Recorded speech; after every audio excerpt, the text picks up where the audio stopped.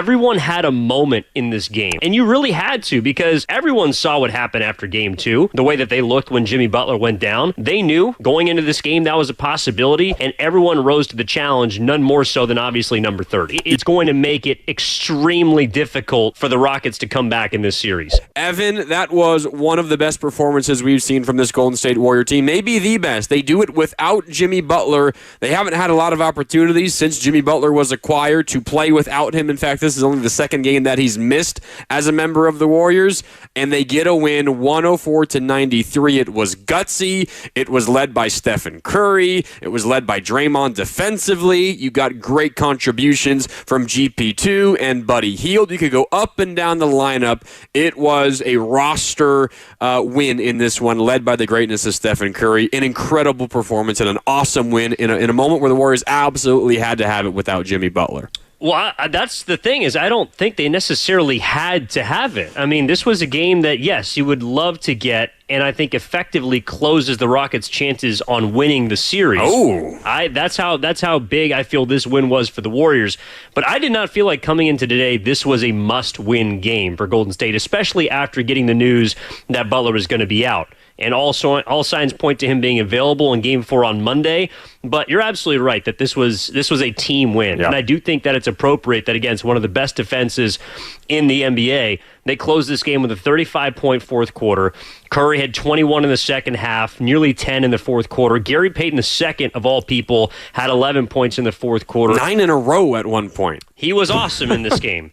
And everyone, when they had to be, made plays, and that's kind of been the calling card of Golden State throughout their great runs through the postseason, even if they've fallen short of a championship. And that's why this is a win that is very special, because even for players that didn't necessarily have a good game, everyone had a moment in this game, and it felt like it took everyone, and you really had to, because everyone saw what happened after game 2, the way that they looked when Jimmy Butler went down. They knew going into this game that was a possibility, and everyone rose to the challenge, none more so than obviously number 30. Yeah, I mean, he was amazing. 36 points, but it's not just the scoring. He had 7 rebounds. He had 9 assists. He had a couple of turnovers early in the game, but he took care of the ball overall with only those 2 turnovers. He was amazing in this one, and he had to do it while playing 41 minutes, and he didn't really seem gassed or winded. That's just the greatness of Steph Curry on display. I thought what Draymond Green did defensively against Alperen Şengün was nothing short of miraculous on the other end of the floor as well. You mentioned Gary Payton II, who scored 16 points, 11 in the fourth quarter. He had a stretch where he scored 4 consecutive Warriors buckets. You had Buddy Hield, who scored 17 points, made 5 threes. He hit a big 3 when Steph Curry checked out at the tail end of the third quarter to get the Warriors back within 2. I thought Quinton Post didn't have anywhere near his best offensively, but he had 12 big boards, including 3 on offense. Offensive rebounds led to a couple of big Curry and Hield threes.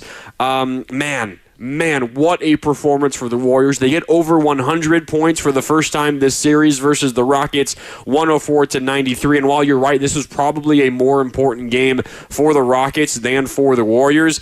I really think, considering that this series is now 1 game on, 1 game off, the Warriors circled this moment of the series as, we better be up 2-1 or else we might be in a little bit of trouble. They're down 2-1. They still might think that they could come back. They probably would still feel confident they could win this series, assuming Jimmy Butler would come back. You think about all the great postseason performances that Steph Curry has had. There's a lot of them. There's a lot of them, but this reminds me of one, and it was Game 6 of 2019 before they got to the finals against Houston. Kevin Durant goes down with a calf strain at the tail end of Game 5.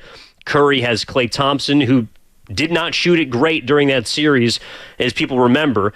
Now, Curry had to essentially put the team on his back, and that was a much better version of the Golden State Warriors, obviously, in 2019. Draymond was younger, Curry was younger, you had Klay Thompson, Andre Iguodala on that squad, but he had an awesome performance that night to close out the Houston Rockets, and ironically, it's the same team tonight. 6 years later, which is crazy to say. Same franchise, entirely. Yeah, now he obviously doesn't close them out, but to me, it's going to make it extremely difficult for the Rockets to come back in this series. And what Steph did is nothing short of sensational. At 37 years of age, this is his 23rd all-time 35-plus point game in the postseason. Amazing. In a game where he was getting grabbed, in a series where he's getting mauled, he took it to the basket. He did not shoot it all that well from three-point range until he had to. Obviously had a couple of big moments, but he chose to take the punishment. He chose to get into the lane. He was 7 of 10 inside the three-point line. He got to the rim. He finished over bigs. He finished off window. He balled up Jabari Smith Jr. He gave him a bowling ball celebration. He did just about everything that the Warriors needed to from him. And of the 104 to score 36 against that defense, in a game that you didn't have your Robin or running mate, whatever you want to call him, that was an all-time performance from Steph. It was, and they needed every single bit of it. And it was really, really ugly to begin. The Warriors' offense was stuck in the mud. There was a point, Evan, spanning the first and second quarters when the Warriors played 8 minutes and 40 seconds of basketball with just one made field goal. 8 minutes and 40 seconds of basketball with one made field goal. The Warriors had 22 points with 6 minutes to go in the first half. 22 points at the 6-minute mark of the second quarter. Steph at that point only had 2 points. He was 1 for 5 from the field, and then you could kind of see and sense that he flipped the switch and he said, all right, you know what? Screw this. I'm going to be aggressive. I'm going to hunt my shots, whether it was getting into the paint or getting some threes up or getting to the free throw line. He was going to take over this basketball game. He then scored 13 points in the final 6 minutes of the second quarter, leading the Warriors on a 24-14 run to turn a 13-point deficit to just a 3-point deficit at the halftime break. They closed on a 9-0 run to close the first half. There was some big Buddy Hield buckets as well. There was a Draymond and one as part of that Warriors run to close the half. But it was ugly. It was really ugly in the first half. The Warriors could not score. And the fact, Evan, that they were stuck at 22 points with 6 minutes to go in the first half and they finished with 104, I mean, it's not like this is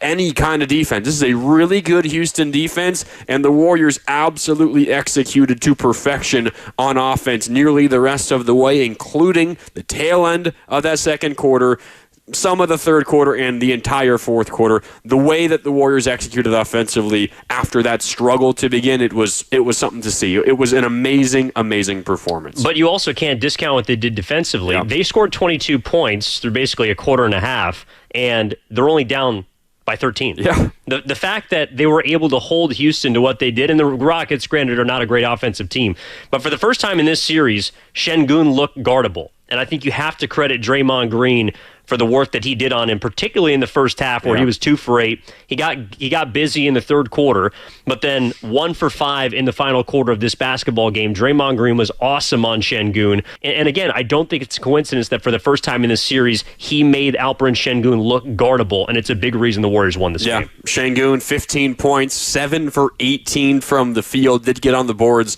with 11 rebounds. The Warriors were also much more competitive on the glass in this game than they have been at any other point in this series. Warriors do get out-rebounded in this one, 51-45 and 15-10 on the offensive glass. But what was a big one, and this is what I was talking about with Quinton Post, he had 3 offensive boards. 2 of them led to a Curry 3 and a Hield 3. The Warriors had the advantage on second chance points for the second consecutive game, believe it or not. 18-11 was the Warriors' edge on second chance points. That was big time. In a game in which you win by a final score, again, of 104-93, you win by 11. You have an 8-point advantage on second chance points. Not quite the decider in the game, but that was a really, really big part of it. And I can't help, Evan, but think about this game and how the Warriors won it with everything going on around them. The Jimmy Butler injury, I felt like most people thought, who knows what the Warriors thought, but most people thought Jimmy was going to play in this game. You get the news a little less than an hour before tip that he isn't going to play, and the Warriors put together that first half performance, really the first 18 minutes of the game.